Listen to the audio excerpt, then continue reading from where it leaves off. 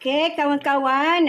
Menu kita gulai lemak cili api, sayur pucuk paku bersama dengan udang. Sudah pun siap. Hampir siap. Okey, masak dia anggaran dalam 5 minit. Sangat mudah, cepat je. Kawan-kawan kalau nak letak daun kunyit pun boleh. Kalau nak letak satu keping asam gelugur pun boleh. Macam saya tak letaklah asam gelugur.